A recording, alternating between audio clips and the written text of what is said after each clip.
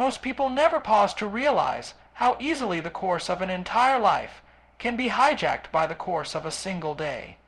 A day without direction becomes a day surrendered, given away to impulse, to distractions, to the demands of others, to whatever happens to shout the loudest.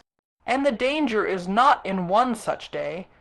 The danger lies in how quickly one day becomes 10, then 100, then an entire year. If you don't take command of your day will command you, and it will do so without your permission. You see, the mind left unguarded does not default to productivity. It defaults to comfort. It seeks the path of least resistance. That's not a weakness. It's a survival mechanism. But if we wish to thrive instead of merely survive, we must interrupt that natural drift. Because the moment you wake up, you are presented with a silent question. Asterisk, who will direct this day? You or everything around you? Asterisk, and how you answer that question, whether consciously or not, sets the tone for every decision that follows. A distracted day doesn't feel like destruction while it's happening. It feels easy. It feels like, I'll start later. It feels like, let me just check one more thing.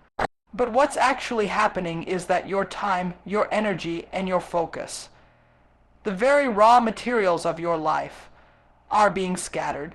Like a builder who throws bricks in random directions, you lose the ability to create anything lasting. A life without direction becomes a series of unrelated movements.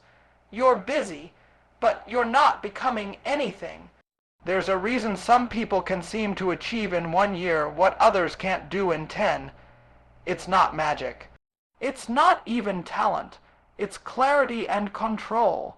They've decided in advance what each day is for, and they protect it. They don't drift into their days. They design them, because they understand that the quality of a single day determines the quality of a life. Philosophers throughout history have warned us about the cost of an unexamined life. But before you examine your life, you must examine your day, because your life is nothing but a series of days, one stacked on another. When you waste a day, you are not simply delaying progress. You are training your mind to surrender control. You're reinforcing the belief that your time is negotiable, that your focus belongs to anyone who asks for it, that your goals can be postponed without consequence. That's not a mindset that leads to greatness. That's a mindset that leads to regret. Now, here's the deeper truth. Direction doesn't have to mean a rigid, overscheduled itinerary. It doesn't mean eliminating all spontaneity. It means waking up and knowing what truly matters, and then doing it on purpose. It means deciding what kind of person you're committed to becoming and letting that guide your actions. It means saying no to the unnecessary so you can say yes to the essential. This is not something anyone else can do for you. The world will never stop offering you reasons to delay, to scroll, to waste. The world profits when you are distracted. But you gain everything when you reclaim your day, because the person who owns their day owns their future. And ownership begins with awareness. It begins by waking up, not just from sleep, but from unconscious living, from moving through time without intention. It's astonishing how simple this sounds, yet how rare it is to practice. Most people will spend more time planning a vacation than planning a day. They'll think more about what they'll eat for dinner than what they'll do with their most valuable asset, time. But the few who do decide, who do take command, who live with intention, they rise, not all at once, but steadily, quietly, powerfully, and as they do, something extraordinary happens. Their results begin to separate from the average. Their confidence grows, their character strengthens, their mind becomes focused. And all of this begins not with a breakthrough, not with a big speech, but with a decision. Asterisk, I will no longer drift through this day. I will direct it. Asterisk, so the question is not whether you are capable. The question is, are you willing to take back your day from the forces trying to steal it? Will you act on what you say you value, or will you allow circumstance to dictate your course? One leads to creation, the other to erosion. Let me leave you with this. Asterisk, if you don't take control of your day will take control of you, and eventually it will shape a life you never intended to live. Asterisk, if you win the first hour, you've already won the day. There is an invisible threshold between sleep and the demands of life that most people cross without intention. They wake up and immediately become consumers of noise, of information, of other people's priorities. The mind, fresh from rest, is hijacked before it even has a chance to think clearly. But that window, that very first hour of the day, holds immense power. It sets the tone. It decides whether you'll act with direction or be pulled in every direction. You see, your mind is never neutral. It's either being shaped by your conscious thoughts, or it's being shaped by everything else. And in the morning, when your willpower is highest, your subconscious is most impressionable. This is when your ideas are most fertile. This is when your identity is being quietly reinforced. If you begin the day with randomness, with reaction, with clutter, you're conditioning yourself to follow rather than to lead. For the rest of the day. That's the danger of neglecting the morning. It's not just about being busy or distracted. It's about surrendering psychological ground before the game has even begun. The individual who doesn't claim the morning for himself will spend the afternoon chasing it, because without mental clarity, the day becomes a series of reactions to emails, to conversations, to problems that were never yours to solve. And in that reaction loop, there is no progress, only motion. And motion without direction is how lives slip quietly into mediocrity. Now, contrast that with a person who begins the day with intention. He rises not to a notification, but to a decision. He takes a moment, just a moment, to remind himself of what matters. He reflects, perhaps he writes. He reads not what the world has shouted overnight, but what strengthens his focus. He doesn't ask, what do I feel like doing today? He asks, what would the best version of myself do right now? That is a different kind of morning. That is the seed of a different kind of life.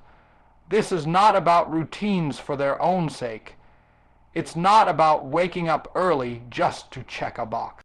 It's about alignment, about bringing your thoughts, your energy, and your behavior into harmony with your values. When you do this, something changes. You begin to carry a different presence. You begin to think differently, not because the world has changed, but because you've changed the filter through which you experience the world. And that filter is built every single morning. There is no need for perfection. You don't need an hour-long ritual with candles and music and elaborate steps. You need awareness. You need to wake up asterisk on purpose asterisk. And within those first few minutes, you need to ask yourself, what am I building today? Because whether you're conscious of it or not, you are always building. You are either constructing the life you desire, or reinforcing the one you're trying to escape. Most people underestimate the compounding effect of small wins. They think if they're not making giant leaps, nothing is happening. But progress is always quiet at first. The shift in your tone, the extra 10 minutes of silence, the decision to write down a single priority instead of scrolling through noise. These are not just tasks. They are statements. They say, I am in control. And that, over time, creates momentum. You may say you don't have time for these things, but I would argue you don't have time asterisk not asterisk to, because a day begun without clarity is almost always a day lost to other people's agendas. A life without intention is not neutral. It defaults to survival, and survival, while necessary in moments, is not enough for a life of meaning. To thrive, you must move from reaction to creation, and creation begins in the first hour. Think of your morning as a compass.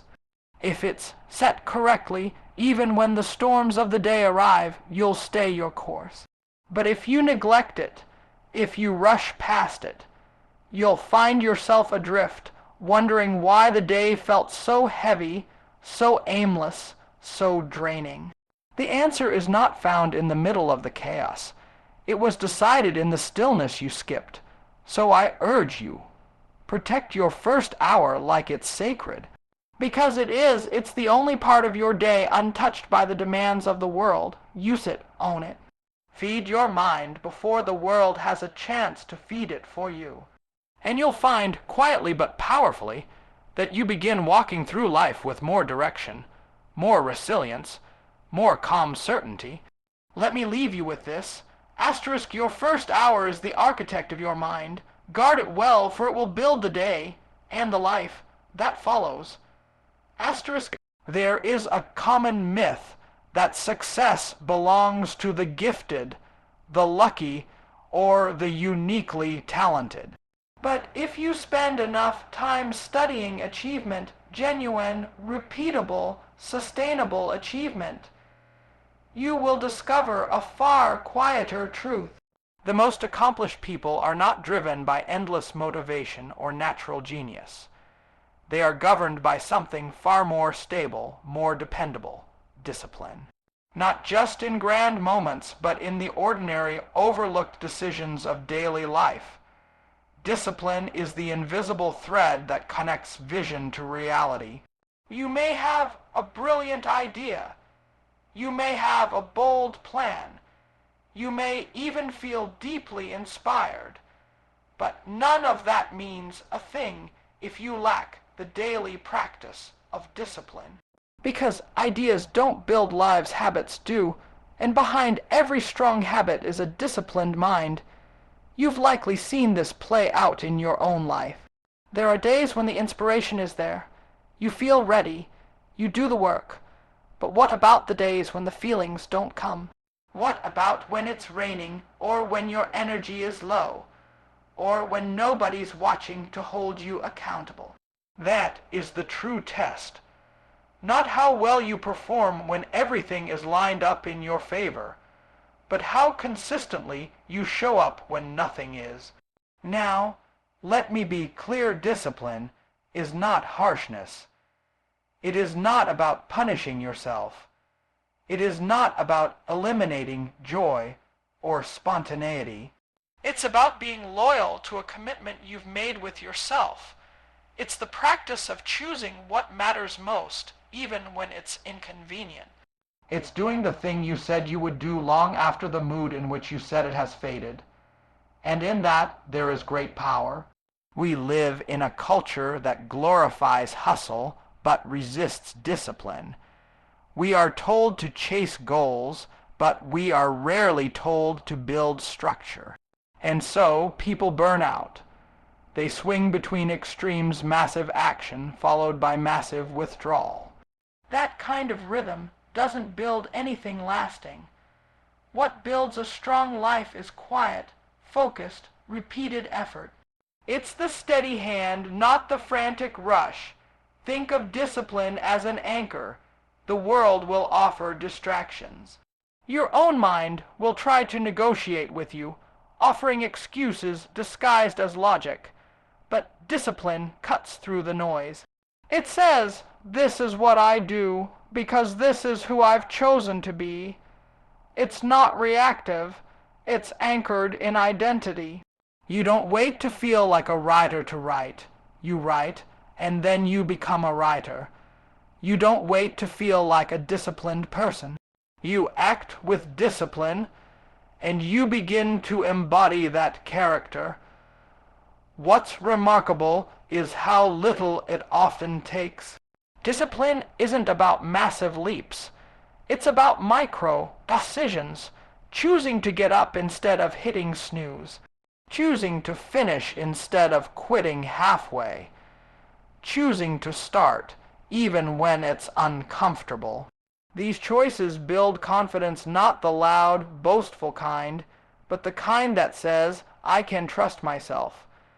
And once you begin trusting yourself, a new kind of momentum develops. You no longer need external pressure. You no longer need to be pushed. The push comes from within, and that's when discipline turns into something else entirely. It becomes freedom. The freedom to move toward your goals with clarity. The freedom to say no to what doesn't serve you. The freedom to live deliberately. It may seem paradoxical, but it's true. Discipline is not restriction. It's release. When you are disciplined, you free yourself from chaos. You eliminate the mental weight of indecision. You reduce the stress that comes from broken promises to yourself.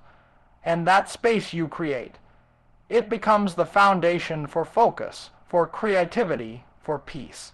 None of this happens by accident. It must be chosen, and like any skill, it must be practiced. No one wakes up one day with perfect discipline. It's built, it's earned, but the starting point is always the same. A decision. A decision to stop waiting for ideal circumstances and to begin training your mind to follow through. There will be resistance, that's expected. Discipline requires that you move through that resistance, not by fighting it, but by understanding that it's part of the process. The more you act in the face of discomfort, the more resilient you become, and over time, what was once difficult becomes your new normal. That is the reward of discipline. It reshapes not just your schedule, but your self-image. You begin to see yourself differently. You stop identifying with struggle and start identifying with strength. And this internal shift radiates outward. It touches your work, your relationships, your health, your purpose. Because when you are disciplined, you're not just managing your time. You are directing your life. So ask yourself, what would change if I chose discipline not as a temporary fix, but as a way of living? What would I build if I acted daily in alignment with my highest values? What kind of life would emerge if I stopped waiting and started following through? Asterisk, let me leave you with this. Discipline is not a burden. It's your greatest ally. Choose it, nurture it, and watch as the life you once hoped for becomes the life you quietly, steadily create. Asterisk. Every action you take is casting a silent vote. A vote not just for your results, but for the kind of person you're becoming. Most people don't realize this. They think of the day's small decisions as isolated, insignificant. They believe that skipping a task, postponing a habit, or indulging in distraction is just a momentary lapse. But what they fail to see is that these moments are cumulative. They are stitching together the fabric of your character. And character, more than ambition or talent, determines the quality of your life. We like to think in big wins and defining moments.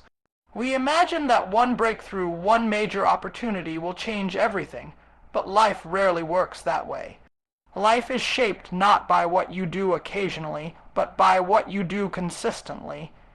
And consistency is built one small decision at a time. The food you eat today, the way you respond to stress, the words you choose in conversation, the thoughts you allow to repeat in your mind, these aren't just actions. They are affirmations of identity. Now consider the power in that idea.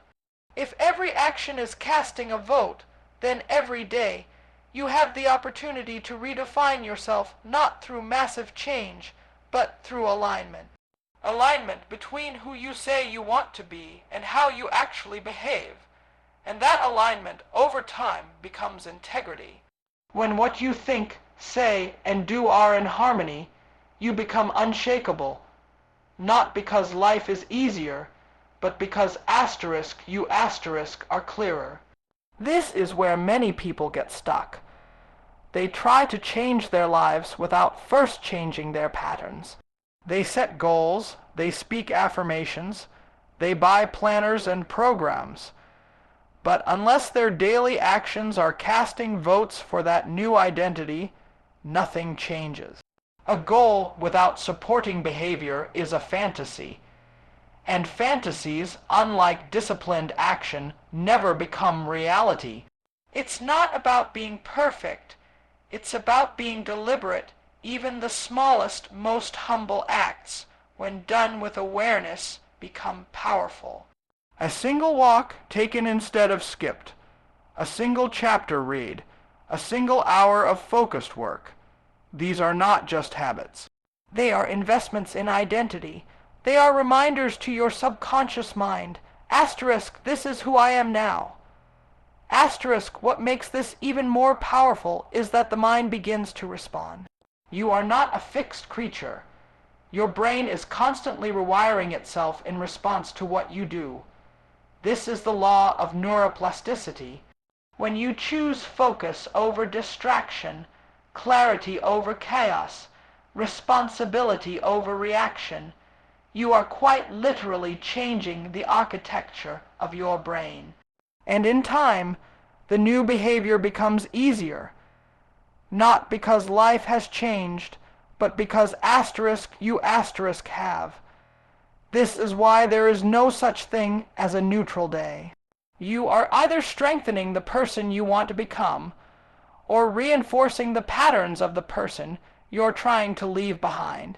Every choice is a direction, and direction is far more important than speed. You don't have to rush. You don't have to transform overnight.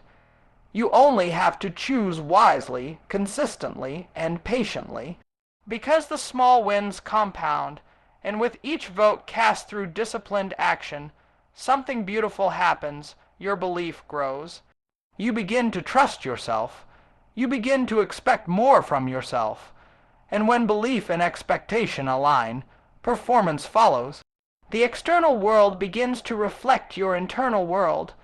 You no longer hope for success, you build it, moment by moment, action by action, vote by vote. This also means that failure is never final.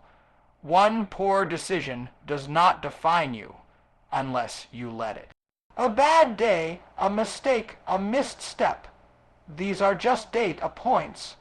What matters is the trend. Are you moving forward? Are you voting more often than not for the person you aspire to be? If so, progress is inevitable.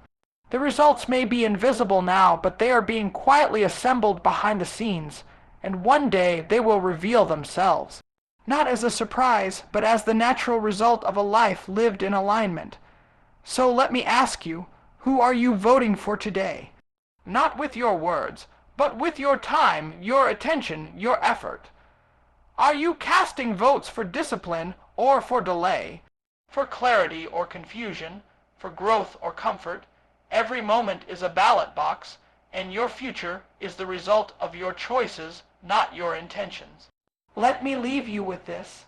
Asterisk, your actions today are building your identity tomorrow.